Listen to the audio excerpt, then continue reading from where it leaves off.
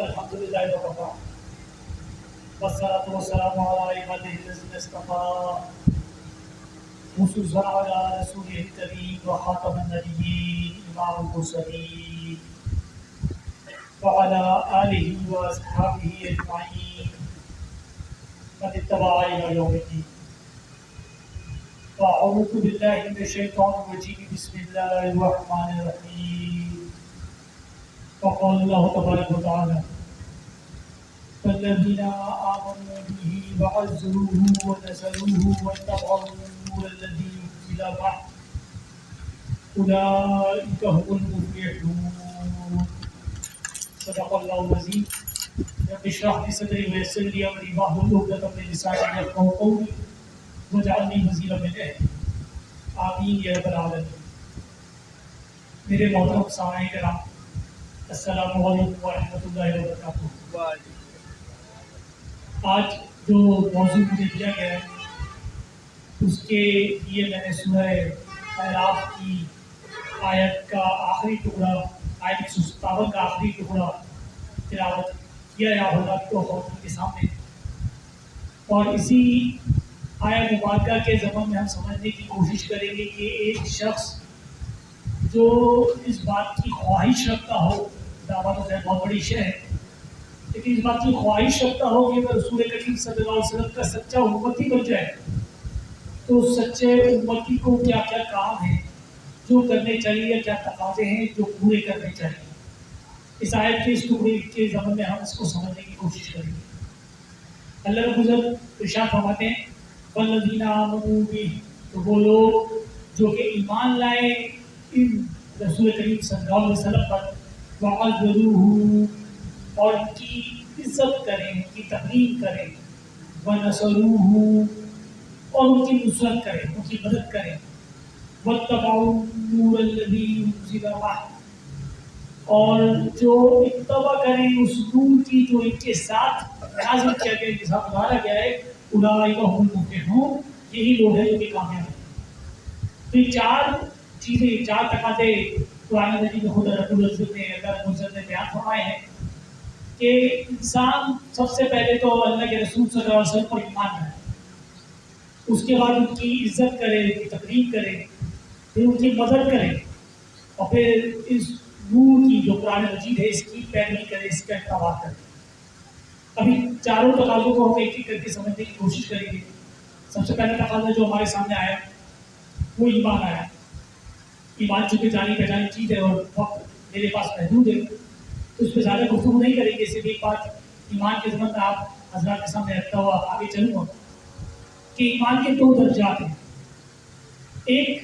قولی ایمان ہے جس کو ہم اقرار باللسان کہتے ہیں، اور دوسرا تصدیق بالقلب ہے جس کو حقیقی ایمان کہتے ہیں. اقرار باللسان یعنی زبان سے اقرار کر لینا، یہ قانونی ایمان ہے، اور اسی ایمان کی، اس زبان کے اقرار کی بنیاد کے اوپر دنیا میں کسی شخص کو مسلمان سمجھتے ہیں. وہ ہر وہ شخص ہو کہ اس کلمے کو پڑھ لے گا، اس ایمان کا اظہار کر دے گا اپنی زبان کے ساتھ، دنیا میں وہ مسلمان تصور کیا جائے گا. لیکن حقیقت میں اس شخص کے دل کے اندر اس زبان کے ادا کیے ہوئے الفاظوں کا یقین ہے کہ نہیں ہے، اس کا اظہار عمل کے ذریعے ہوگا. اب زبان سے کسی شخص نے کلمہ پڑھ لیا ہے تو اس کا ضروری نہیں ہے کہ اس کلمے کی ادائیگی سے زبان کے کوئی اس کے عمل میں بھی تبدیلی رونما ہو جائے، کوئی اس کے اخلاق میں بھی تبدیلی رونما ہو جائے، کیونکہ اخلاق کی تبدیلی، عمل کی تبدیلی، عمل کی اصلاح، اس کا دار و مدار دل کے یقین کے اوپر، دل کی تصدیق کے اوپر ہے. زبان سے اس شخص نے کلمہ پڑھ لیا ہے اور قانونی طور پر اس کو مسلمان تصور کیا جا رہا ہے، لیکن جب اس کلمے کی صداقت اس کے دل میں اترتی رہے گی، جیسے جیسے اس کے دل کے اندر ان الفاظوں کا معنی راسخ ہوتا رہے گا، اس کے عمل میں تبدیلی آتی رہے گی، اس کے اخلاق سدھرتے رہیں گے، اس شے کا نام تصدیق بالقلب ہے. اور جب یہ دو چیزیں یکجا ہو جاتی ہیں تو ایمان بن جاتا ہے. اسی بات کو اللہ رب العزت نے سورۃ الحجرات کے اندر واضح فرمایا اور ارشاد فرمایا قالت الاعراب آمنا، یہ بدو کہتے ہیں، یہ دیہاتی کہتے ہیں کہ ہم ایمان لیا ہے. قل لم تؤمنوا، آپ فرما دیجئے کہ تم ہرگز ایمان نہیں لائے ہو، ولکن قولوا اسلمنا، بلکہ تم یوں کہو کہ تم اسلام لے آئے ہو. یعنی دو اصطلاحات بیان فرمائی گئی، ایک ایمان کی اور اسلام کی۔ اسلام کا معنی یہ ہے کہ تم نے صرف کلمہ زبان سے ادا کیا ہے، وہ ایمان کی جو کیفیت تصدیق بالقلب ہے وہ ابھی تمہارے اندر پیدا نہیں ہوئی ہے، کہ یہاں پہ جو وہ بیان فرمائے گئے۔ اسی طریقے سے دو احادیث مبارکہ اس تصدیق بالقلب کو واضح کرنے کے لیے آپ حضرات کے سامنے میں پڑھوں گا۔ ایک حضرت عمر بن عاص رضی اللہ عنہ سے روایت ہے، ارشاد فرماتے ہیں اللہ کے رسول صلی اللہ علیہ وسلم نے فرمایا لا یؤمن احدکم حتی یکون اهواؤہ تبعا لما جئت بہ، کہ تم میں سے کوئی ہرگز مومن نہیں ہو سکتا اس وقت تک جب تک کہ وہ اس شریعت کی پیروی نہ کر لے، اس کی خواہش نفس اس شے کی غلام نہ ہو جائے جو کہ میں لے کر آیا ہوں۔ تو معنی یہ ہوا کہ جب تک انسان اس شریعت کا اتباع نہ کرنے لگے تب تک وہ مومن نہیں ہوا کرتا۔ ہاں مسلم وہ ہوا کرتا ہے، اسلام کے اندر وہ ہوتا ہے، لیکن تصدیق بالقلب اس کے اندر اسی وقت پیدا ہوتا ہے جب اس شریعت کی پیروی کرنے لگتا ہے۔ اور یہی وجہ ہے کہ ہم عمومی طور پہ دیکھتے ہیں کہ مسلمان ہوتا ہے اور مسلمان ہوتے ہوئے بھی جھوٹ بول رہا ہوتا ہے، مسلمان ہوتا ہے لیکن اس کے باوجود بھی وہ نمازیں نہیں پڑھ رہا ہوگا اور وہ دھوکہ دے رہا ہوتا ہے، اور وہ منکر کے اندر ملوث ہوتا ہے اور معروف سے دور ہوا کرتا ہے۔ اور مسلمانوں کے ہی لیڈران ہیں جو کہ کروڑوں کھربوں روپے کی کرپشن کے اندر ملوث ہوا کرتے ہیں۔ وجہ اس کی یہ ہوا کرتی ہے کہ اسلام میں تو وہ داخل ہوتے ہیں لیکن ایمان سے دور ہوا کرتے ہیں۔ تو ایمان تصدیق بالقلب کا نام ہے، اور اس تصدیق بالقلب کے یہ لازم ہے کہ انسان اللہ کے رسول صلی اللہ علیہ وسلم کی لائی ہوئی شریعت کا اتباع کرنے لگے، اس کی پیروی کرنے لگے۔ اسی حدیث مبارکہ کے ساتھ ایک اور حدیث مبارکہ جو متفق علیہ حدیث مبارکہ ہے، رسول کریم صلی اللہ علیہ وسلم ارشاد فرماتے ہیں لا یؤمن احدکم حتی اکون احب الیہ من والدیہ، کہ تم میں سے کوئی اس وقت تک مومن نہیں ہو سکتا جب تک کہ میں اسے محبوب تر نہ ہو جاؤں اس کے والد سے وولدی اور اس کی اولادوں سے والناس اجمعین، اور دنیا کے تمام انسانوں سے۔ تو جب تک کہ انسان کو اللہ کے رسول صلی اللہ علیہ وسلم کی ذات گرامی سب سے زیادہ محبوب نہ ہو جائے وہ مومن نہیں ہو سکتا۔ اور اسی کے زمانے میں حضرت عمر فاروق رضی اللہ عنہ کا ایک بڑا پیارا واقعہ آتا ہے۔ ایک دفعہ رسول کریم صلی اللہ علیہ وسلم نے حضرت عمر فاروق رضی اللہ عنہ سے دریافت کیا کہ اے عمر، کیا تم مجھ سے کتنی محبت کرتے ہو؟ اب دیکھیں یہ تعلق کا درجہ جو کہ حضرت عمر فاروق رضی اللہ عنہ اللہ کے رسول صلی اللہ علیہ وسلم کے مابین تھا، کہ جب کسی سے بے پناہ محبت ہوتی ہے تو اس محبت کے اندر یہ سوال کیا جاتا ہے۔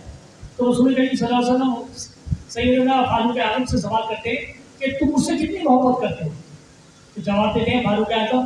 کہ اللہ کے رسول صلی اللہ علیہ وسلم میں اس دنیا کے تمام انسانوں سے، تمام لوگوں سے زیادہ آپ سے محبت کرتا ہوں۔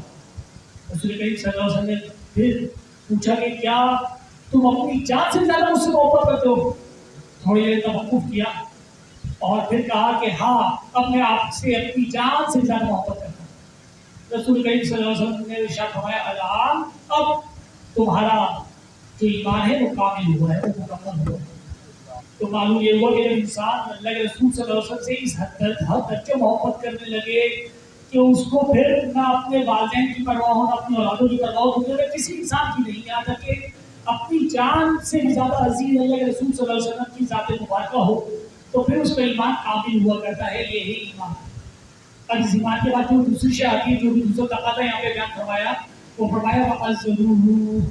اور وہ ان کی عزت کرنے والے ہوں، ان کی تقریب کرنے والے ہوں۔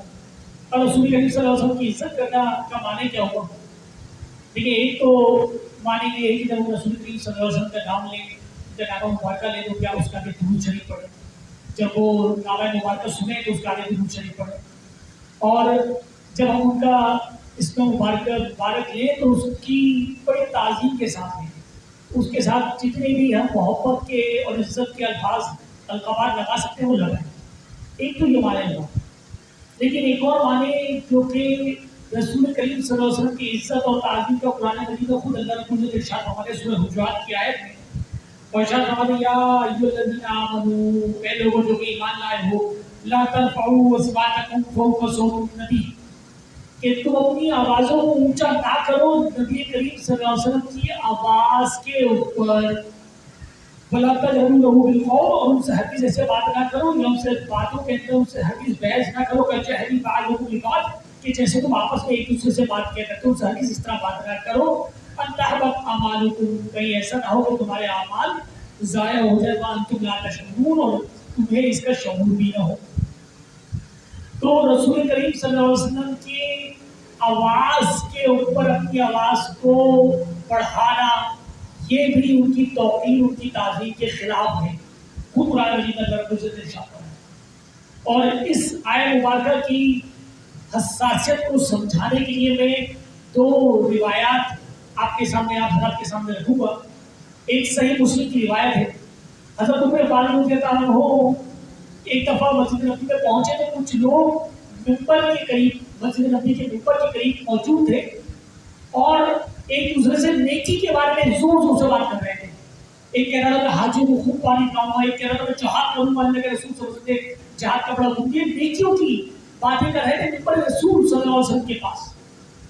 حضرت عمر فاروق رضی اللہ عنہ لوگ وہاں پہنچے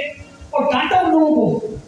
اور کہا کہ تمہاری یہ مجال کہ تم ممبر رسول صلی اللہ علیہ وسلم کے اوپر آواز بلند کرتے ہو، تم یہ گستاخی کرتے ہو۔ یہ اس ادب کا مقام تھا کہ ممبر رسول کریم صلی اللہ علیہ وسلم موجود نہیں تھے، وہ مقام رسول کریم صلی اللہ علیہ وسلم سے منسلک تھا، ان سے نسبت رکھتا تھا، تو اس نے سے کہا کہ اس مقام کے اوپر بھی اپنی آواز کو اونچا نہ کرو۔ اسی طریقے سے ایک دفعہ حضرت عمر فاروق رضی اللہ عنہ مسجد نبوی میں داخل ہوئے تو دیکھا صحن میں دو لوگ کھڑے ہیں اور باتیں کر رہے ہیں زور سے۔ تو عمر فاروق رضی اللہ عنہ غصہ ہوئے اور کہا کہ تمہیں پتہ بھی ہے تم کس جگہ کھڑے ہو، اور پھر پوچھا کہ کہاں کے ہو، کہنے لگے طائف سے آئے ہیں۔ تو فرماتے ہیں عمر فاروق رضی اللہ عنہ کہ اگر مدینے کے ہوتے تو اس گستاخی کی سزا میں تمہیں سزا دلواتا، یہ ارشاد فرمایا۔ تو یہ احتیاط ملحوظ خاطر جو کہ صحابہ رکھا کرتے تو یہ احتیاط ہو کہ رسول کریم صلی اللہ علیہ وسلم کے مقام کے اوپر بھی اپنی آواز کو، جبکہ وہ موجود نہ تھے تب بھی بلند کرنے سے منع کیا صحابہ کرام نے۔ یہ عزت اور یہ توقیر اور تعظیم۔ ایک اور معنی ہمارے لیے اس میں کیا ہوگا کہ جب ہم اس مقام سے بھی دور ہیں اور ہم ایسی جگہ پہ موجود ہیں جہاں پر خود رسول کریم صلی اللہ علیہ وسلم موجود بھی نہیں ہے، تو اب اس کی رعایت کے معنی ہمارے لیے کیا ہوگا؟ وہ معنی یہ ہوگا کہ جب ہمارے سامنے رسول کریم صلی اللہ علیہ وسلم کی کوئی حدیث مبارکہ پیش کی جائے تو اس حدیث مبارکہ کے سامنے ہمیں خاموشی اختیار کرنی چاہیے۔ ہمیں چاہیے کہ ہم اپنی عقل کو نہ دوڑائیں بلکہ حدیث مبارکہ کا استقبال کریں اور پھر پوری کوشش کریں کہ اس حدیث کے مطابق، اس سنت کے مطابق ہم عمل کرنے کی کوشش کریں۔ مثال کے طور پر میں ایک رائے رکھتا ہوں اپنی کسی معاملے کے اندر اور مجھے پتہ چلتا ہے کہ رسول کریم صلی اللہ علیہ وسلم کی حدیث مبارکہ کے اندر جو بات ہے وہ میری رائے کے خلاف ہے یا میری رائے اس کے برعکس ہے،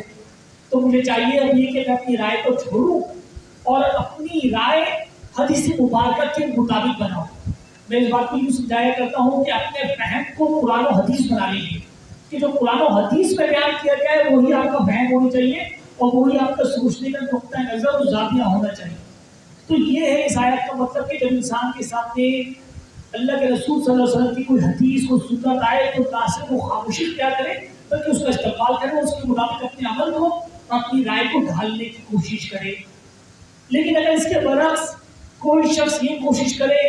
کہ جب اس کے سامنے رسول کریم صلی اللہ علیہ وسلم کی کوئی حدیث مبارکہ آئے تو اپنی رائے کو صحیح ثابت کرنے کے لیے وہ حدیث مبارکہ کی غلط توجیحات پیش کرنے لگے یا پھر اس حدیث مبارکہ کا انکار کرنا شروع کر دیں، یہ بولے کہ دیکھنا پڑے گا کہ حدیث صحیح ہے کہ نہیں، یا پھر یہ حدیث تو صحیح نہیں ہے، یہ حدیث فلانی ہے، یہ حدیث فلانی کی ترجمہ غلط ہے۔ گویا کہ یہ بھی توقیر اور تعظیم کے برخلاف ہے۔ ہاں آپ اس وقت خاموشی اختیار کریں کہ اگر آپ کو لگتا ہے کہ حدیث جو ہے وہ صحیح نہیں ہے یا اس کے اندر کوئی ضعف ہے تو آپ اس وقت خاموشی اختیار کریں اور کہ بھائی میں تحقیق کروں گا، محدثین نے بڑی تحقیق کی ہے حدیث کے اوپر، تو لیکن اس وقت بغیر کسی علم کے، بغیر کسی دلیل کے حدیث کا رد کرنا یہ بھی توقیر و تعظیم کے خلاف ہے۔ یہ تیسرا معنی اس کا یہاں پر یہ بیان کیا گیا ہے کہ جب اللہ کے رسول صلی اللہ علیہ وسلم کی کوئی حدیث مبارکہ انسان کے سامنے پیش کی جائے تو انسان کو چاہیے کہ اس حدیث مبارکہ کے مطابق اپنے عمل کو، اپنی رائے کو بدلنے کی کوشش کرنے کی۔ یہ تین باتیں یہاں پر آپ حضرات کے سامنے ہوتی ہیں۔ اب اس کے بعد ایک اور مزید شے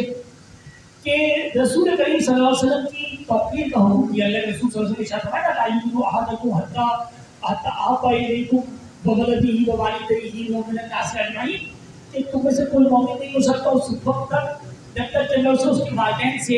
اس کی اولادوں سے اور تمام انسانوں سے زیادہ محبوب نہ ہوگا، تو کیوں؟ اب سوچنے کی بات یہ کہ کیوں یہ حکم دیا بھائی؟ ایمان کا اس محبت سے کیا تعلق ہے؟ تو وہاں پہ جواب یہ بات سمجھ میں آتی ہے کہ ایمان کا محبت سے تعلق یہ ہے کہ یہ ایمان جو انسان کو ملتا ہے یہ کس کی طفیل، کس کے وسیلے سے ملا ہے؟ وہ رسول کریم صلی اللہ علیہ وسلم کے طفیل کے وسیلے سے ملا ہے۔ تو رسول کریم صلی اللہ علیہ وسلم کی وجہ سے یہ ہدایت، یہ ایمان انسان کو ملا ہے، اور اگر یہ ایمان انسان کو نہ ملے تو پھر دنیا کی کوئی نعمت وہ نعمت نہیں ہے۔ اگر انسان کو مثال کے طور پر صحت کی نعمت مل جائے اور اس کے پاس ایمان کو ہدایت کی نعمت نہ ہو تو پھر وہ اپنی اس اچھی صحت سے کیا کرے گا؟ وہ اپنی اچھی صحت سے بدماشیاں کرے گا یا پھر عیاشیاں کرے گا۔ تو جو صحت کی نعمت ہے وہ کیا بن جائے گی؟ وہ عذاب بن جائے گی، وہ وبال بن جائے گی، وہ بگاڑ پیدا کرے گی۔ اسی طریقے سے کسی انسان کو دولت مل جائے، اب یہ دولت جو وہ نعمت ہے، لیکن اگر اس دولت کے ساتھ ہدایت کی نعمت نہیں ہوگی تو پھر انسان اس دولت کو غلط طریقے سے استعمال کرے گا، اس کو گلچھڑے اڑانے میں استعمال کرے گا، اس کو عیاشیوں میں استعمال کرے گا۔ تو جب کوئی نعمت انسان کو بغیر ہدایت کے ملا کرتی ہے تو وہ نعمت عذاب بن جاتی ہے اس کی۔ تو ہر نعمت ہدایت کی نعمت کے بعد نعمت ہوتی ہے، ہدایت کی نعمت کے بغیر کوئی نعمت بھی نعمت نہیں ہے۔ اسی وجہ سے رسول کریم صلی اللہ علیہ وسلم اس بات کے سب سے زیادہ حقدار ہیں کہ ہر نعمت اور ہر شے سے بڑھ کر رسول کریم صلی اللہ علیہ وسلم سے زیادہ محبت کی جائے، ایک بات۔ دوسری بات کہ کسی معاشرے کی بنیاد کسی خاص شخصیت پہ ہوا کرتی ہے۔ یہ بات اپنی جگہ ہے کہ کچھ لوگ یہ کہا کرتے ہیں کہ معاشرہ جو وہ قوانین سے اور دستور سے ستھرا کرتا ہے۔ صحیح بات ہے کہ قوانین اگر لاگو ہوں گے تو معاشرے میں سدھار رہے گا، لیکن یاد رکھیے گا کہ معاشرے کے اندر یکانگیت اور یکسانیت اور اتحاد اور اتفاق کسی شخصیت کی بنیاد پر پیدا ہوا کرتا ہے، دستور و قوانین کی بنیاد پر پیدا نہیں ہوا کرتا۔ اگر معاشرے کے افراد ایک ساتھ رہ رہے ہیں تو وہ ایک دوسرے سے محبت ہرگز نہیں کریں گے جب تک کہ وہ کسی ایک شخصیت کے فالوور نہیں ہوں گے۔ اگر ہندوستان کے معاشرے کے اندر کوئی اتحاد آپ کو نظر آتا ہے تو وہ کون سی شخصیت ہے؟ وہ گاندھی کی شخصیت ہے۔ وہ سب کے سب گاندھی کا عزت و احترام کرتے ہیں تو گاندھی کی شخصیت ہے جو کہ جوڑ رکھتی ہے۔ اسی طریقے سے مسلم معاشرے کو جوڑنے والی جو شے ہے وہ ایمان پر رسالت ہے، وہ رسول کریم صلی اللہ علیہ وسلم کی ذات اقدس گرامی ہے۔ اور رسول کریم صلی اللہ علیہ وسلم کی ذات اقدس گرامی سے جب لگاؤ معاشرے میں نہیں ہوا کرتا تو پھر وہ مسلم معاشرہ بکھر جاتا ہے، وہ افراد و تفریق کا شکار ہو جایا کرتا ہے، جیسے کہ آج ہمارا مسلم معاشرہ، ہمارا اس پاکستانی معاشرے اس افراد و تفریق کا شکار ہے۔ آپ کو کیوں دکھے گا اس پاکستانی معاشرے کے اندر کہ لوگ ایک دوسرے سے پنجابی اور مہاجر اور سندھی اور بلوچی کی باتیں کر رہے ہوتے ہیں؟ لوگ آخر کیوں ایک دوسرے کے ساتھ ناانصافیاں کر رہے ہوتے ہیں، ایک دوسرے کے حقوق کو غصب کرنے کی باتیں کر رہے ہوتے ہیں؟ اور پھر کیوں دکھے گا کہ معاشرے کے اندر لسانی بنیادوں پہ بھی ایک دوسرے کے خون ریزی کی جاتی ہے اور فرقہ وارانہ بنیادوں پہ بھی کی جاتی ہے اور سیاسی بنیادوں پہ بھی کی جاتی ہے؟ تو یہ وجہ یہ ہے کہ جب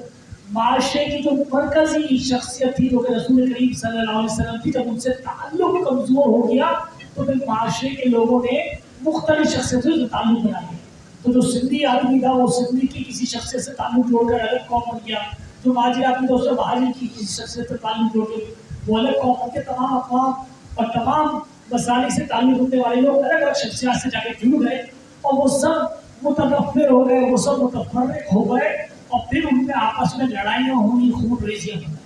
تو مسلم معاشرے کی بنیاد رسول کریم صلی اللہ علیہ وسلم کی ذات اقدس و گرامی پہ ہوتی ہے، اور مسلم معاشرے میں افراد کا تعلق اللہ کے رسول صلی اللہ علیہ وسلم سے جتنا زیادہ گہرا ہوگا وہ مسلم معاشرہ اتنا زیادہ مضبوط ہوگا، اتنا زیادہ مضبوط ہوگا۔ یہی ایک شعر کے اندر اقبال نے اپنے بیان فرمایا، غالباً اقبال کا شعر یہ کہ اپنی ملت کا قیاس اقوام مغرب سے نہ کر کہ خاص ہے ترکیب میں قوم رسول ہاشمی۔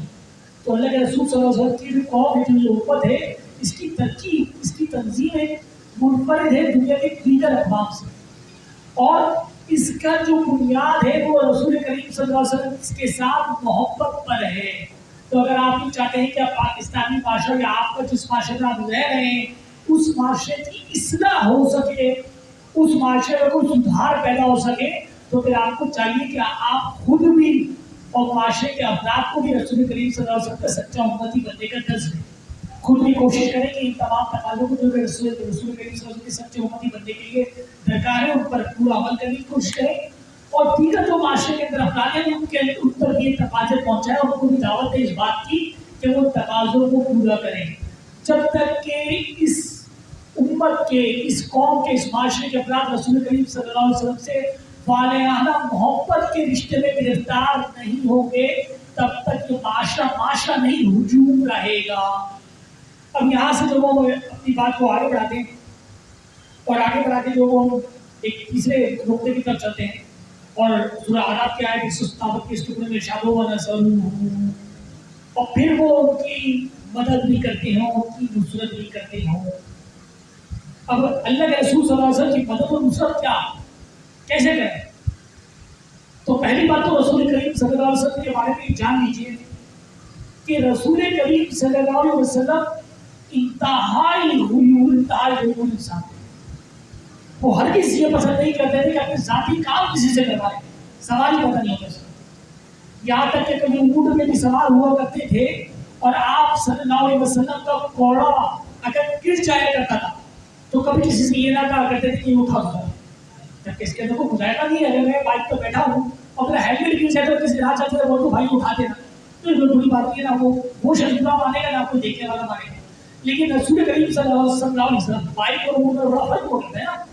اونٹ کو بٹھایا کرتے تھے پھر خود اونٹ سے اتر کے وہ کوڑا اٹھایا کرتے تھے، کبھی کسی انسان سے یہ نہ کہا کہ میرے لیے یہ کوڑا اٹھا دے۔ اگر کپڑے بوسیدہ ہو جایا کرتے تھے اور ان پہ پیمنٹ لگانے کی ضرورت پڑا کرتی تھی تو خود اپنے بوسیدہ کپڑوں پہ پیمنٹ لگا لیا کرتے تھے، کبھی کسی نے کہا نہیں کیا کرتے تھے۔ اور بکری کا دودھ خود دھو لیا کرتے تھے اور گھر کی صفائی خود کر لیا کرتے تھے، کبھی کسی انسان سے کوئی مطالبہ نہ کیا کرتے تھے۔ تو رسول کریم صلی اللہ علیہ وسلم کی مدد کا معنی کیا ہوا کہ کیا رسول کریم صلی اللہ علیہ وسلم کی ذاتی مدد انسان کیا کرے؟ ایک خاص واقعہ ہے جو بالی محترم جناب ڈاکٹر صاحب احمد رحمہ اللہ علیہ اکثر سنایا کرتے تھے سیرت کا۔ تو خاص واقعہ یہ ہے کہ ہجرت سے قبل جب کہ ہجرت کا حکم ابھی آیا نہیں تھا رسول کریم صلی اللہ علیہ وسلم کے لیے، تو اللہ رب العزت نے تمام اہل ایمان کو مدینے کی طرف ہجرت کرنے کا حکم دیا۔ سب کو ایک ایک کر کے مدینہ کی طرف بھیجے جا رہے تھے۔ صدیق اکبر کو روک رہا تھا۔ صدیق اکبر روز رسول کریم صلی اللہ علیہ وسلم سے دریافت کرتے کہ کیا حکم آیا، اور اللہ کے رسول صلی اللہ علیہ وسلم جواب دیتے ابھی نہیں آئے۔ پھر ایک روز دیکھا صدیق اکبر نے کہ دوپہر میں دھوپ کا عالم ہے، کڑک دھوپ کے عالم میں رسول کریم صلی اللہ علیہ وسلم سب پہ سفید کپڑا باندھا ہوا ہے اور آ رہے ہیں، اور دوپہر کے وقت میں کسی کو وزٹ کرنا، کسی کے گھر جانا یا لوگوں کی روایات کے خلاف تھا۔ وہ اس وقت میں پسند نہیں کیا کرتے کسی کے گھر پہ جانا۔ رسول کریم صلی اللہ علیہ وسلم ایسے وقت کے اندر صدیق اکبر رضی اللہ عنہ کے پاس پہنچے اور تشریف لے جا کر فرماتے ہیں کہ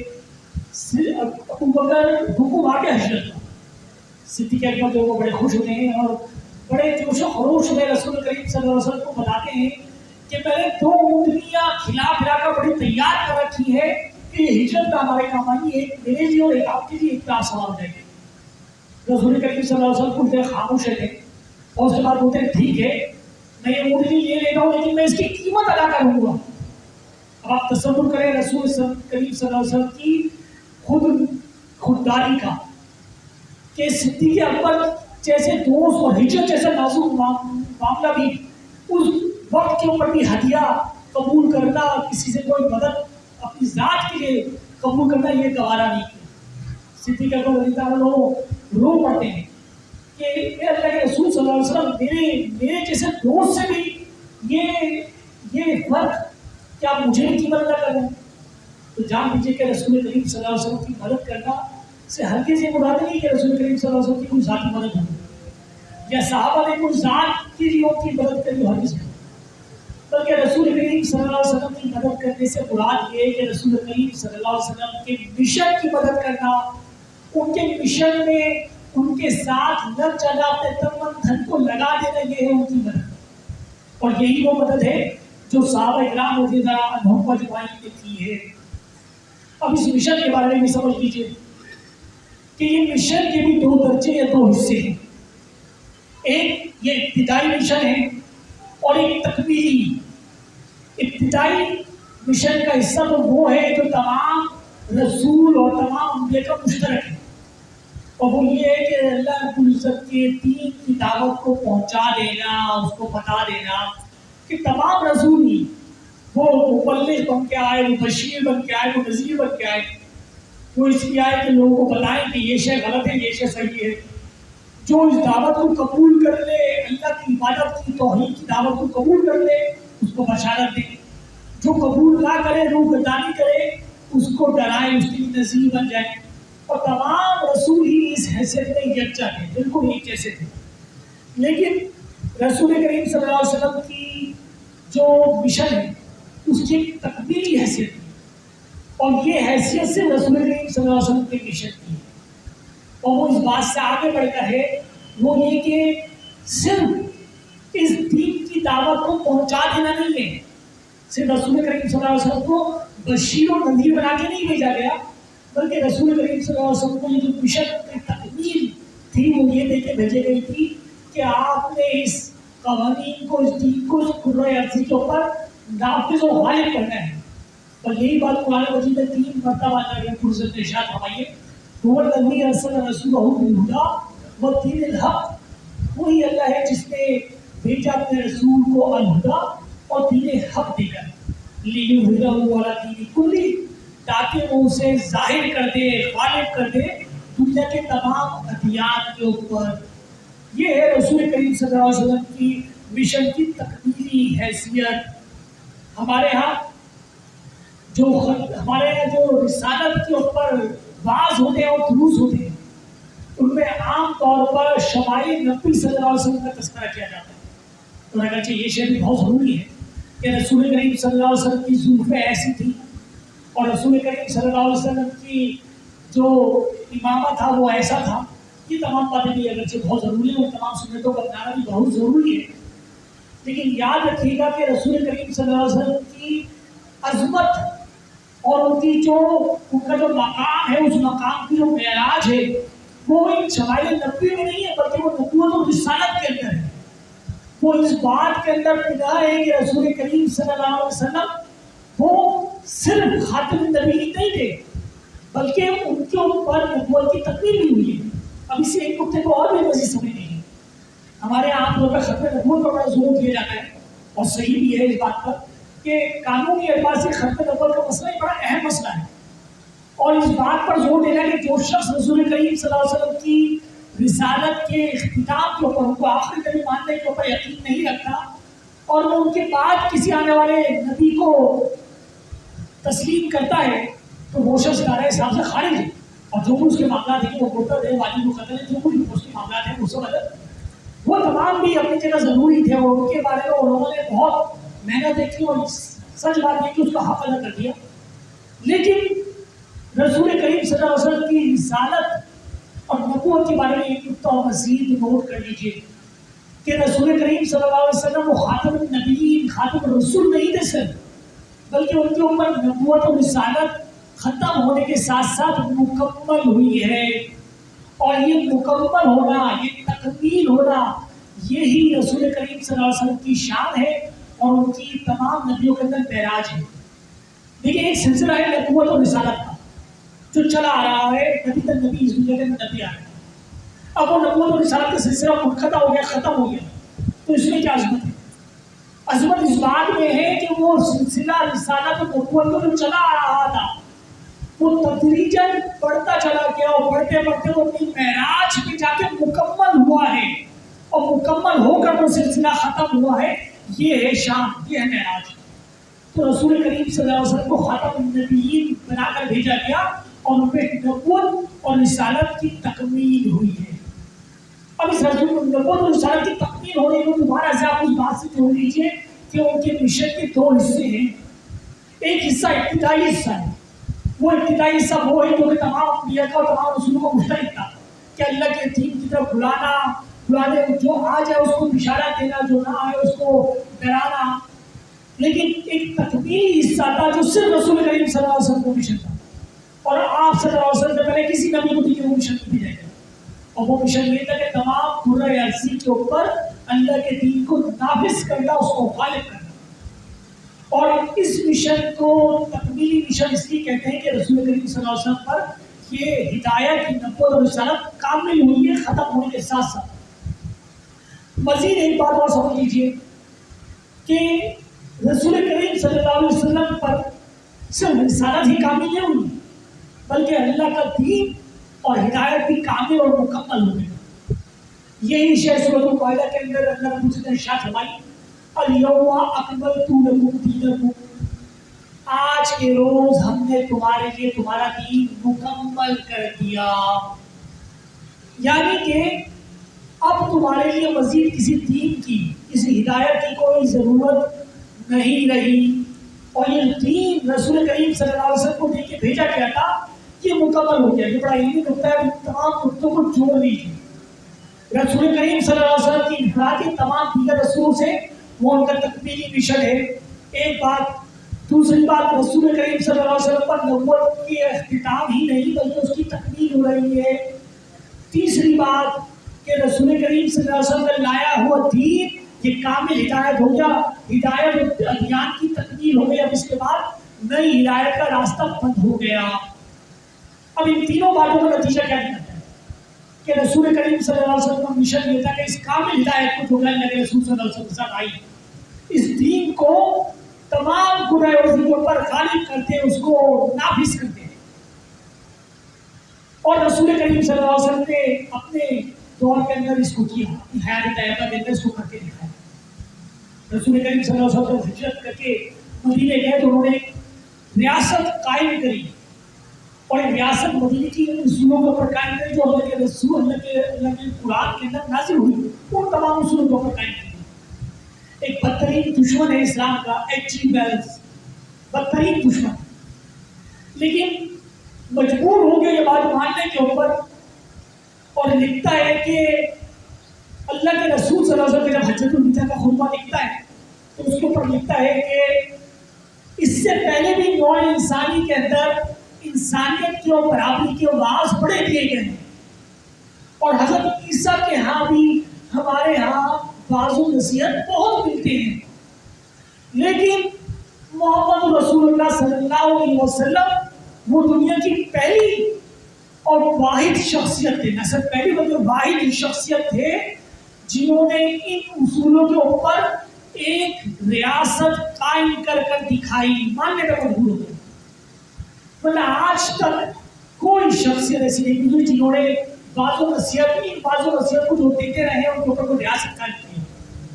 تو رسول کریم صلی اللہ علیہ وسلم نے اس مشن کی تکمیلی مشن کی تکمیل کری، پورا اس مشن کو غالب کیا، نافذ کیا، یہ جزیرہ ہوا ہے عرب کے اوپر۔ لیکن اس تکمیلی مشن کا ایک اور تقاضا ہے، ایک اور آپ کے سامنے جو وہ ایک شخص کی یہ ماضی قریب کے اندر ایک مورخ گزرا ہے مغربی، اس کی ایک اور بات کو آپ کے سامنے بیان کر کے پھر ہم اس تکمیلی مشن کی دوسری ڈائمنشن کی طرف چلیں گے۔ وہ ہے ڈاکٹر مائیکل ہارٹ۔ یہ ڈاکٹر مائیکل ہارٹ ماضی قریب کے اندر ایک کتاب لکھتا ہے دی 100، یعنی دنیا کی 100 عظیم ترین شخصیات، اور اس کے اندر 200 عظیم ترین شخصیات کے اندر جو سب سے پہلے نمبر کے اوپر لے کر آتا ہے وہ رسول کریم صلی اللہ علیہ وسلم کو لے کر آتا ہے، جبکہ خود عیسائی ہے، اور عیسائی ہونے کے باوجود حضرت عیسیٰ علیہ السلام کو تیسرے نمبر پر لے کر آتا ہے، اور پہلے نمبر پر جب وہ لے کر آتا ہے اللہ کے رسول صلی اللہ علیہ وسلم کو، تو لانے کے بعد وہ لکھتا ہے وضاحت کے اندر کہ مجھے یہاں پر وضاحت دینی پڑے گی کہ خود عیسائی ہونے کے باوجود میں اللہ کے رسول صلی اللہ علیہ وسلم کو پہلے نمبر پہ کیوں لا رہا ہوں، اور بولتا ہے کہ he is the only person who is supremely successful in both religious and secular fields، کہ اللہ کے رسول صلی اللہ علیہ وسلم دنیا کی وہ واحد شخصیت ہے جو دین اور دنیا دونوں کیٹیگریز کے اندر، دونوں زندگیوں کے اندر سپریملی سکسیسفل ہے، سب سے اعلیٰ اور سب سے عرفہ کامیاب ہے۔ اللہ کے رسول صلی اللہ علیہ وسلم کے علاوہ تاریخ نوع انسانی میں کوئی شخص ایسی نہیں گزری جس نے دین کے اندر بھی اتنا اعلیٰ عرفہ کردار اور مثال قائم کی ہو اور دنیا میں بھی قائم کی ہو۔ اب آپ دیکھ لیجیے حضرت عیسیٰ علیہ السلام کی حیات طیبہ کو، ان کی حیات طیبہ میں آپ کو اخلاقیات، بعض و نصیحت، انسانیت، یہ سب تو بڑے اعلیٰ اونچے مقام پہ ملے گی، لیکن وہیں پر ریاست، سیاست کوئی لیڈرشپ کو جب اس کے معاملات بالکل ملے گی نہیں، بالکل زیرو ملے گا. اور وہیں پر آپ اگر گوتم بدھ کو دیکھ لیں تو گوتم بدھ کو بھی دیکھیں کہ آپ کے مذہب کے اندر اخلاقیت کے اندر جو بڑا اعلیٰ عرفہ اس کو باتیں کرنی ہے، دین ایک مذہب بنا گیا. لیکن دنیاوی معاملات کے اندر کوئی بات نہیں کہہ سکا. اسی طریقے سے اگر آپ کسی ایسے شخص کو دیکھیں گے تو دنیاوی معاملات کے اندر لگا ہوا ہے، کوئی بادشاہ ہے، کوئی شہنشاہ جس نے فتوحات کر رکھی ہے. آپ سکندر اعظم کو دیکھیں کہاں سے چلا ہے، دنیا کے کون سے دنیا کے دوسرے کون تک فتوحات کرتا چلا گیا ہے. لیکن اخلاقیات کے معاملے میں دیکھ لیں، انسانیت کے معاملے میں دیکھ لیں تو زیرو نہیں بلکہ منفی نیگیٹو میں لے کے جانا پڑے گا آپ کو. بد کردار اور بد اخلاق. تو یہی معاملہ ہمیشہ نوع انسانی میں رہا ہے کہ اگر اخلاقیات کے اندر کوئی معیار تھا تو ریاست کے اندر، سیاست کے اندر بالکل صفر تھا. اور ریاست و سیاست کے معاملے میں کوئی مقام تھا تو اخلاقیات اور انسانیت میں بالکل صفر. اللہ کے رسول صلی اللہ علیہ وسلم وہ واحد شخصیت ہے کہ جنہوں نے دونوں زندگیوں کے اندر ایک اعلیٰ مثال، ایک عرفہ مثال قائم کی. اور رسول کریم صلی اللہ علیہ وسلم نے نمونہ وہ اسوہ دیا ہے کہ دونوں کے اندر انہوں نے اپنی ذات کی. یعنی کہ رسول کریم صلی اللہ علیہ وسلم نے اپنی حیات طیبہ کے اندر اس کامل ہدایت کو عملی طور پر اس کو نافذ کر کے، اس پر عمل کر کے دکھا دیا، پورا نمونہ پیش کر دیا. لیکن وہاں پر سمجھنے کی ایک اور بات ہے، اور وہ یہ ہے کہ کیا رسول کریم صلی اللہ علیہ وسلم وہ صرف عرب کے لیے آئے تھے؟ خود قرآن مجید میں اللہ تعالیٰ ارشاد فرماتے ہیں اور بیان فرماتے ہیں کہ ہم نے آپ کو بھیجا تمام انسانیت کی طرف رسول بنا کر. لقد ارسلنا رسول، ہم نے آپ کو بھیجا وما ارسلناک الا کافۃ للناس بشیرا ونذیرا، اور ہم نے آپ کو تمام انسانیت کی طرف بنا کے بھیجا رسول تاکہ آپ تمام انسانیت کو ڈرائیں اور انہیں بشارت دیں. اب جب رسول کریم صلی اللہ علیہ وسلم تمام نوع انسانی کی طرف، تمام دنیا کی طرف آئے ہیں تو جزیرہ نما عرب کے اوپر اللہ کا دین نافذ ہو جائے تو یہ تو مشرق کی تقدیر نہ ہو. اب یہ میری بات کا دوسرا ٹکڑا ہے. اور یہیں پر ایک دوسری بات بھی واضح ہوتی ہے کہ رسول کریم صلی اللہ علیہ وسلم کی جو معراج ہے، جو ان کی نبوت کی شان ہے، وہ اس بات سے اور مزید واضح ہوتی ہے کہ رسول کریم صلی اللہ علیہ وسلم وہ واحد رسول ہے جو تمام نوع انسانی کی طرف آئے ہیں. بٹ آپ صلی اللہ علیہ وسلم سے پہلے جتنے بھی رسول گزرے ہیں وہ اپنی خاص اقوام کی طرف آئے کرتے تھے، وہ تمام نوع انسانی کی طرف نہیں آتے تھے.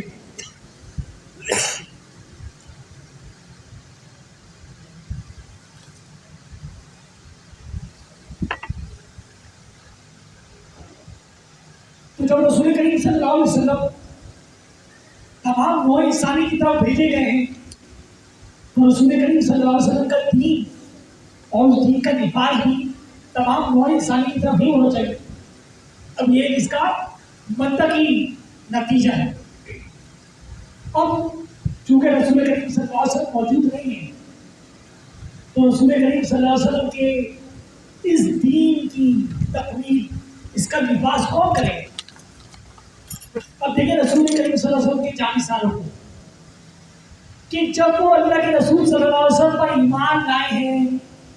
تو لانے کے بعد ہی پہلے ہی لمحے وہ داعی دین بن گئے. ایک لمحے بھی توقف نہیں کیا. ہماری طرح کہ ہم سوچا کرتے ہیں نا کہ ہم کیا کسی کو دین کی دعوت دیں گے، ہم تو خود بڑے ناقص ہیں، ہم تو خود کوئی عمل میں ہمیں کوئی ہیرا موتی بننا ہے، کوئی سمجھنا ہے. کل رات میں کچھ ساتھیوں کے ساتھ، کچھ ذمہ داران کے ساتھ بیٹھا ہوا تھا اور اس وقت گفتگو یہی ہوئی تھی، گفتگو مسئلہ چل رہا تھا. اس گفتگو کا نتیجہ یہی پہنچا کہ ہمارے مابین دعوت دین کا رجحان کم ہو گیا ہے اور ہم پتہ نہیں وجہ کیا ہے کہ شاید شرماتے ہیں یا گھبراتے ہیں کہ دین کی دعوت کا کام نہیں کر رہا ہے، اس کو آگے نہیں بڑھا ہے. اور رسول کریم صلی اللہ علیہ وسلم کے صحابہ کا طرز عمل یہ تھا کہ ایمان لانے کے فوراً بعد ہی وہ دین کی دعوت میں لگ جایا کرتے تھے. اور رسول کریم صلی اللہ علیہ وسلم کے مشن کے 2 حصے ہیں، ایک ابتدائی اور ایک تکمیلی. اللہ کے رسول صلی اللہ علیہ وسلم کے صحابہ نے ان دونوں حصوں میں اللہ کے رسول صلی اللہ علیہ وسلم کی بخوبی مدد کی ہے، ان کا بخوبی ان کی پیروی کی ہے. وہ چاہے لوگوں کو دین کی طرف بلانا ہو یا اس دین کا نفاذ کرنا ہو، دونوں میں صحابہ کرام رضی اللہ عنہم اجمعین نے کبھی نہیں پیچھے نہیں رہے.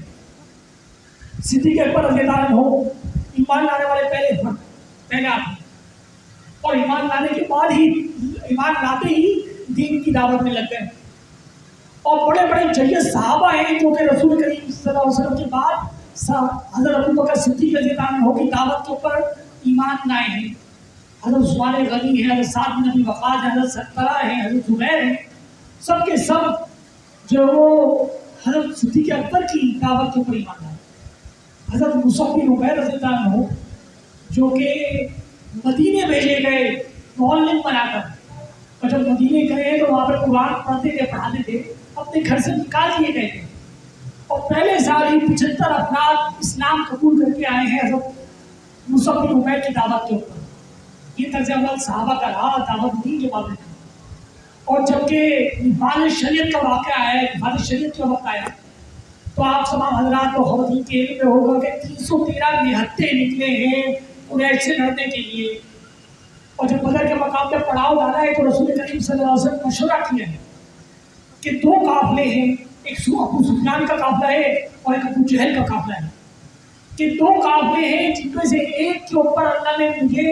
نصرت و غلبہ لکھ دیا ہے، ایک جنگی سامان ساز و سامان سے لیس ہے اور ایک تجارتی ساز و سامان سے لیس ہے، تو تم بچاؤ، تمہارا کیا مشورہ ہے؟ اور اس وقت ہمیں معلوم ہے کہ تمام صحابہ نے اس بات میں پیروی کری رسول کریم صلی اللہ علیہ وسلم کی کہ انہیں جنگی ساز و سامان سے لیس جو قافلہ ہے اس سے لڑنے دیا جائے. اور خود جو وہ ایک صحابی کھڑے ہو کے بولتے کہ اگر آپ ہمیں ہرگز موسیٰ کے ساتھیوں پہ قیاس مت کیجیے گا جنہوں نے حضرت موسیٰ سے کہا تھا کہ آپ اور آپ کا رب جا کے لڑے، ہم یہیں بیٹھے ہوئے ہیں.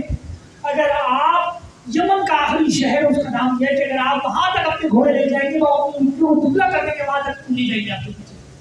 اور اگر آپ اپنے گھوڑے کو، اپنی سواری کو سمندر میں اتار دیں گے تو ہم بھی سمندر میں اتار دیں گے، ہم ہرگز جو ہے توقف نہیں کریں گے اس بات پر. تو یہ مثال قائم کی ہے صحابہ نے، اور اپنی جانوں کے نذرانے کہاں کہاں کس کس طریقے سے پیش کیے. جہاں اس دین کی نفاذ کے لیے رسول کریم صلی اللہ علیہ وسلم کا پسینہ بہا ہے، وہاں صحابہ نے خوب آیا ہے. تو یہ تکمیل، چاہے مشن کا تکمیلی حصہ ہو یا مشن کا ابتدائی حصہ ہو، ہر جگہ پہ صحابہ نے رسول کریم صلی اللہ علیہ وسلم کی پیروی سے گریز نہیں کیا، رکے نہیں ہیں، ٹھہرے نہیں ہیں، اور اللہ کے رسول صلی اللہ علیہ وسلم کی پیروی کی ہے مشن. اور یہی موقع اب ہے کہ جب رسول کریم صلی اللہ علیہ وسلم کا مشن صحابہ اکرام کی نصرت اور مدد کے ذریعے چلتی ہے ہمارے عرب میں مکمل ہوا. لیکن رسول کریم صلی اللہ علیہ وسلم بھیجے گئے تھے تمام نوع انسانی کی طرف رسول بنا کر، تو تمام نوع انسانی کے اوپر تو دین کا غلبہ نہیں ہوا. تو اب یہ تمام نوع انسانی کی طرف دین کا غلبہ کیسے ہو؟ تو رسول کریم صلی اللہ علیہ وسلم ایک حدیث مبارکہ نکالی ہے، اس میں ارشاد فرماتے ہیں نا کہ کاش میری ملاقات ہو جائے میرے بھائیوں سے. صحابہ کہتے ہیں کہ اللہ کے رسول صلی اللہ علیہ وسلم کیا ہم آپ کے بھائی نہیں ہیں؟ اللہ کے رسول صلی اللہ علیہ وسلم فرماتے ہیں کہ بلا شبہ تو میرے بھائی ہیں، لیکن میری مراد ان لوگوں سے ہے کہ جو مجھے بعد میں پائیں گے، کتابوں میں لکھا پائیں گے، قرآن کو حروفوں میں پائیں گے، صفحوں میں پائیں گے، اور وہ مجھ پر ایمان لائیں گے ویسے ہی جیسے تم ایمان لائے ہو، اور وہ میری مدد و نصرت کریں گے ویسے ہی جیسے کہ تم نے میری مدد و نصرت کی ہے. تو قرآن مجید میں بھی سورہ رحمان میں آتے ہیں نا سابقون اور سابقون کے بارے میں کہ وہ سنت من الاولین و قلیل من الآخرین، کہ وہ ابتدائی لوگوں میں تو پہلے بہت ہوتے ہیں، یعنی صحابہ کے دور میں تو بہت تھے، لیکن آخری کے دور میں بھی سابقون اور سابقون ان کے بننے کے امکانات ہیں. لیکن وہ سابقون اور سابقون ہوں گے کون؟ وہ ہوں گے وہی لوگ جو صحابہ کی طرح اللہ کے رسول صلی اللہ علیہ وسلم کے مشن کو، اس دین کو اپنائیں گے، ان کی نصرت کریں گے، ان کی مدد کریں گے. اب یہاں پر تو یہ تصور آتا ہے کہ آج کے دور کے اندر کیسے ہم کریں، اور آج کے دور میں ہمیں یہ محسوس ہوتا ہے کہ دین کا کوئی کام ہو جائے گا وہ تو ممکن نہیں. بالخصوص پاکستان کے جب ہم حالات دیکھتے ہیں اور پاکستان میں جب آپ بات کرتے ہیں تو ہم یہ کہتے ہیں کہ یہاں تو کسی بہتری کی کوئی امید، اس کی تو کوئی نظر نہیں آتی امید، اور ہم میں کوئی بہتری آ جائے یہ تو نہیں ہو سکتا، ہمارا یہ تصور ہے. تو یہاں پہ 2 باتیں مزید سمجھ لیجیے. اور ایک تو یہ کہ جب انسانیت ظلم اور بربریت کی شکنجے میں جکڑی ہوئی تھی، جب بادشاہت کاٹ کھانے والی انسان پہ نافذ تھی. جب کسان محنت کرتا تھا اور اس محنت کا پھل کھایا کرتا تھا جاگیردار، اور بادشاہ لگان لے کے محل بنایا کرتا تھا، عیاشیاں کرتا تھا، اس دور کے اندر رسول کریم صلی اللہ علیہ وسلم کو محفوظ کیا گیا تھا. اور اس دور کے اندر جب بچیوں کو بیٹیوں کو زندہ درگور کر دیا جاتا تھا اور کسی کا کوئی مال محفوظ نہ تھا، کسی کی کوئی جان محفوظ نہ تھی، اس دور میں رسول کریم صلی اللہ علیہ وسلم نے اس تبدیلی کو رونما کیا، اس انقلاب کو برپا کیا ہے. تو پہلی بات تو آپ یہ سمجھ لیں کہ رسول کریم صلی اللہ علیہ وسلم نے اس سے خطرناک اور اس سے برے حالات کے اندر اسلام کا لباس کیا. آج تو وہ حالات کے شاید 50% بھی نہیں ہے. ایک بات. دوسری بات، جب حالات سنگین ہوتے ہیں تبھی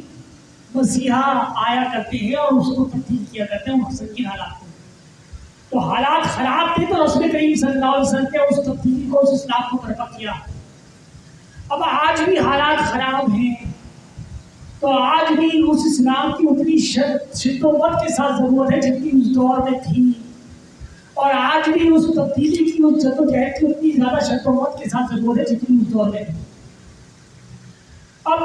فیصلہ مجھے کرنا ہے کہ کیا میں اس بات پر ایمان رکھتا ہوں کہ رسول کریم صلی اللہ علیہ وسلم کا جو تکمیلی مشن ہے، ان کی جو نبوت کی تکمیلی شان ہے، وہ سچی تھی کہ نہیں تھی؟ کیا میرا یقین اس بات پر ہے کہ نہیں؟ اگرچہ میں یہ سمجھتا ہوں کہ رسول کریم صلی اللہ علیہ وسلم کی نبوت اور رسالت کی تکمیلی شان سچی ہے، تو اس کا معنی یہ ہوا کہ تمام نوع انسانی کے اوپر، تمام نوع انسانیت کے اوپر اللہ کے رسول صلی اللہ علیہ وسلم کا دین لازمی نافذ ہو کر رہے گا. میں اس مشن کے لیے، اس انقلاب کے لیے، اس اسلام کے نفاذ کے لیے کوشش کروں نہ کروں، اللہ مجھ سے اس کو نافذ کر کے رہے گا. اور وہی بات رسول کریم صلی اللہ علیہ وسلم کی حدیث مبارکہ سے میں سے واضح ہوتی ہے. ارشاد فرماتے ہیں، حضرت صوبان میں نزلت اور سے روایت ہے، اور ارشاد فرماتے کہ اللہ کے رسول صلی اللہ علیہ وسلم نے ارشاد فرمایا، اور وہ تھے سچوں میں سچے، سب سے سچے، صادق المصدوق، سچوں میں سب سے سچے. اور انہوں نے فرمایا کہ اللہ نے زمین کو میرے لیے سمیٹ دیا تو میں نے اس کے مشرق اور مغرب سب دیکھ لیے، اور جہاں تک میری نگاہ گئی وہاں تک میری امت کی حکومت تھی. معلوم یہ ہوا کہ اس کرۂ ارضی کے اوپر مشرق سے لے کر مغرب تک اللہ کی امت کی، اللہ کے رسول صلی اللہ علیہ وسلم کی امت کی حکومت ہو. تو اللہ کے رسول صلی اللہ علیہ وسلم کی پیش کی گئی پیشن گوئی جھوٹی ہو نہیں سکتی. اس کا معنی یہ ہوا کہ یہ وقت ابھی آنا ہے، یہ پیشن گوئی کو سچا ہونا ہے. لیکن سوال ہے میرے لیے، کیا آیا کہ میں اس پیشن گوئی پہ کتنا یقین کرنے والا ہوں؟ ایک بات. دوسری کہ میں اس پیشن گوئی کے لیے اپنا تن من دھن کتنا لگانے والا ہوں؟ آیا کہ میرے یہ جو تصورات ہیں، میرے لیے جو میری ترجیحات ہیں، وہ دنیا ہے یا وہ میری آخرت یا دین ہے؟ اب ذرا دوبارہ سے گمان کریں اللہ کے رسول صلی اللہ علیہ وسلم کے ساتھیوں کا، جن کو ہم سابقون کہتے ہیں، کہ جب اللہ کے رسول صلی اللہ علیہ وسلم کے مشن کو قبول کیا، ان کے دین کو قبول کیا، اصل میں تو ان کے دین کو قبول کیا، اور جیسے ہی ان کے دین کو قبول کیا، چاہے نہ چاہے ان کے مشن میں جڑ گئے، ان کے مشن کو قبول کر لیا. آج تو ہم یہ سمجھتے ہیں نا کہ یار ہم تو سیدھے سادھے مسلمان ہیں، ہم تو نہ کسی جماعت میں ہیں نہ کسی تحریک میں ہیں، ہمارا کیا تعلق کسی مشن سے؟ تو جب اللہ کے رسول صلی اللہ علیہ وسلم پر ایمان لے آئے تو ان کے مشن کی تکمیل میں اس میں جڑ گیا. اور جب صحابہ نے جیسے ان کے دین کو قبول کیا، ان پر ایمان لے کر آئے، تو پھر اب آپ یہ دیکھیں کہ کیا ان کا طرز عمل تھا. کیا انہوں نے اپنی دنیا بنائی یا اپنی آخرت بنائی؟ حضرت ابو بکر صدیق رضی اللہ عنہ کپڑے کے بڑے پیپر، بڑے جو تاجر، بڑے کامیاب تاجر، لیکن دین لانے کے بعد وقت تعلیم کے اوپر، علم سیکھنے کے اوپر، تبلیغ کے اوپر لگایا ہے، تجارت پہ نہیں لگا. حضرت عمر فاروق رضی اللہ عنہ بڑے سرداران قریش ہیں، لیکن دین لانے کے بعد آپ کو ان کا ترجمہ معلوم ہے. خود حضرت مصعب بن عمیر رضی اللہ عنہ بڑے مالدار، اکلوتے اپنی ماں باپ کے، اور اس دور کے اندر 200 درہم کا جوڑا شام سے بن کر آیا کرتا تھا ان کا. اور کہا جاتا ہے کہ خوشبو ایسی لگاتے کہ جس گلی سے گزر جایا کرتے وہ گلی معطر ہو جایا کرتی. لیکن چچا نے غصے میں آ کر یہ کہا کہ جس دین کی تم توہین کرتے ہو، جس شرک اور جس بتوں کی تم توہین کرتے ہو، یہ جو جوڑا تمہارے جسم پر ہے یہ بھی اس مشرک باپ کا ہے، اتارو، نکل جاؤ اس گھر سے. माता ज़ात बरहना करके घर से निकाल दी और दीन को कबूल करके निकल गए। वो 200 dirham का जोड़ा पहनने वाले जब शहीद हुए इस हाल में कि एक टाट की चादर, जिससे पूरी बना करते उस टाट की चादर पहने हुए थे, और शहीद का जो कफन हुआ करता है वो उसका लिबास हुआ करता है। तो जब हज़रत मुसअब बिन उमैर के लिबास को उनका कफन बनाया गया है तो सहाबा ने आके रसूल करीम सल्लल्लाहु अलैहि वसल्लम से अर्ज़ किया कि या रसूलुल्लाह सल्लल्लाहु अलैहि वसल्लम, मुसअब का जब सर छुपाते हैं तो उनकी टांगें खुल जाती हैं और टांगें छुपाते हैं तो सर खुल जाते हैं। रसूल करीम सल्लल्लाहु अलैहि वसल्लम ने जवाब दिया कि सर को चादर से ढांप दो और जो पैर खुले हुए हैं उन पर घासे डाल दो। ये आलम है उन सहाबा का जो दुनिया के अंदर मालदार थे। हमारे लिए सोचने का वक्त ये है कि हमारी तरजीहात क्या है। आया कि मैं इस दुनिया को कमाने में लगा हुआ हूँ या आखिरत को कमाने में लगा हूँ। आया कि मैं एक बिल्डिंग के बाद दूसरी बिल्डिंग बनाने को सोचता हूँ या मेरी तरजीहात दीन की दावत और तबलीग है। यानी मैंने भी ये सोच रखा है कि कोई मैं इल्म का नमूना बन जाऊँगा, कोई तराश कर मैं कोई हीरा बन जाऊँगा तब दीन का काम करूँगा। जब मेरा तर्जुमा सहाबा का ऐसा तर्जुमा है कि दीन को कबूल करने के बाद ही उन्होंने फौरन दीन की दावत और उसकी मिशन में लग गए। अब उसके बाद चौथा तकाज़ा, ये दो तीन बात आपके सामने हो गई कि वो जो ईमान लाए अल्लाह के रसूल पर और फिर उन्होंने उनकी इज्जत की, उनकी तकरीम की, उनकी नुसरत करी, और उसके बाद इरशाद फरमाया और उन्होंने इत्तबा करी उस नूर की जो उनके साथ उतारा गया, यानी इस कुरान मजीद की इत्तबा कर। और हम दोबारा से अपने दिलवानों में झांके इस कुरान मजीद के इत्तबा करने के लिए हवाले से कि कुरान मजीद से हमारा ताल्लुक है क्या। इत्तबा करने की बात तो दूर की बात, तिलावत कुरान मजीद का मामला हमारा है क्या, और इसको समझने समझाने का, पढ़ने पढ़ाने का हमारा मामला है क्या। हमारे अवाम हो या हमारे खवास हो, कुरान मजीद से हमारा ताल्लुक है क्या। एक खत्म कुरान की महफिल में मेरा जाना हुआ बयान के लिए, तो हमारे मुख्तलिफ मुक़र्रिरीन आए हुए, और अफसोस के साथ बयान करना पड़ता है कि इन खवास का आलम ये है कि खत्म कुरान की महफिल में घंटों के वास किए गए, घंटों के वास, और एक कुरान की आयत नहीं पढ़ी गई, एक कुरान की आयत। अफसोस के साथ बयान करना पड़ता है यह ताल्लुक है आज हमारा बहैसियत उम्मत कुरान मजीद के साथ। तो चार तकाज़े सच्चा उम्मती होने के लिए बयान किए गए। आज हम सब इस बात के दावेदार हैं कि हम अल्लाह के रसूल सल्लल्लाहु अलैहि वसल्लम के सच्चे उम्मती हैं। तो जो दावा नहीं है कम से कम वो ख्वाहिश तो रखता ही अपने दिल में कि मैं अल्लाह के रसूल सल्लल्लाहु अलैहि वसल्लम का सच्चा उम्मती बन जाऊँ। लेकिन जो तकाज़े चार बयान किए गए रसूल करीम सल्लल्लाहु अलैहि वसल्लम के सच्चा उम्मती होने के, कि उन पर ईमान लाया जाए वैसा कि जैसा ईमान लाने का हक है, उनकी इज्जत और तकरीम की जाए कि बेपनाह वालेहाना मोहब्बत हो उनके साथ, कि उनकी शख्सियत के बाद कोई शख्सियत जचती ना हो। आज हमारे यहाँ लोग सियासी लीडरान को पसंद करते हैं, इनकलाब का झूठा नारा लगाने वालों को पसंद करते हैं, इन नाचने गाने वाले भंडों को पसंद करते हैं, और कहते हैं बड़े मजहबी लोग होते हैं, दीन पर चलने वाले होते हैं, दीन पर वक्त लगाने वाले होते हैं। अफसोस होता है इन लोगों के खातिर लड़ रहे होते हैं, तो कह रहे होते हैं भाई देखो दुनिया अलग है और दीन अलग है। रसूल करीम सल्लल्लाहु अलैहि वसल्लम मोहब्बत करने के बाद कोई भाड़ आपको पसंद आ जाए, अल्लाह लफीज अफसोस की बात है। तो रसूल करीम सल्लल्लाहु अलैहि वसल्लम से वालेहाना मोहब्बत हो या इज्जत और तकरीम हो उनकी, और उसके बाद ईमान और इस इज्जत तकरीम के बाद अपने तन मन धन को उनके दीन के लिए, उनके मिशन के लिए लगा देना, खपा देना। ये नहीं कि वक्त मिल गया तो चले गए, वक्त मिल गया तो दावत दीन का काम कर दिया, थोड़ी किसी जगह पेशन कोई इज्जत को शर्मिंदगी महसूस हुई तो वहाँ पर रुक गए दीन की बात करने से, दीन की दावत देने से। जहाँ महसूस हुआ यहाँ पे इज्जत नहीं होगी दीन की बात करने से, वहाँ कर दी। ऐसा नहीं, बल्कि तिलक का ऐसा जाना चाहिए। ये आलम कुफर तो आपके ऊपर सर झुकाने के लिए तैयार है, और आप चाहे या ना चाहे आपको मारने के लिए तैयार है। मारने के तैयार क्या है, जहां उसको मौका मिला वो आपको मार रहा है, आपका खून बहा है। आपने क्या करना है वैसे तो उम्मत, ये तस्वीर आपको। इकबाल ने बड़ा खूब शेर कहा था कि पिछले नशीदों की आपको ये सुनाया था कि फरमाते हैं इकबाल कि दुनिया को है फिर मार का रूह हो बदल पेश, तहजीब ने भी फिर अपने तरीकों को उतारा, अल्लाह को पाबंदिए मोमिन पे भरोसा, इब्लीस को यूरोप की मशीनों का सहारा। और एक और मकाम के ऊपर एक और अपनी शेर नज़म के अंदर जो वो इकबाल کہتے ہیں اس شے کے حوالے سے کہ یہ بہرحال یہ دین اللہ کا دین تو نافذ ہو کے رہنا ہی ہے، ہم چاہیں اس میں کوئی اپنا حصہ ڈالیں یا نہ ڈالیں، اگر ہم اس میں اپنا حصہ ڈالتے ہیں تو پھر شبہ کامیاب لوگوں میں سے ہوں گے، لیکن اگر نہیں ڈالتے تو بھی اللہ نے اپنے دین کا کام تو کرنا ہی کرنا ہے، لینا ہی لینا ہے۔ اور ایک بات اس کے بارے میں بھی ارشاد فرماتے ہیں کہ پھر دلوں کو یاد آ جائے گا پیغام سجود، پھر جب یہ خاک حرم سے آشنا ہو جائے گی، آگ جو کچھ دیکھتی ہے لب پہ آ سکتا نہیں، میں بے حیرت ہوں کہ دنیا کیا سے کیا ہو جائے گی، شب گریزہ ہوگی آخر جلوہ توحید سے، یہ چمن معمور ہوگا نغمہ توحید سے۔ اسی پہ اکتفا کریں گے۔ اقول قولی ھذا واستغفر اللہ لی ولکم ولسائر المسلمین والمسلمات۔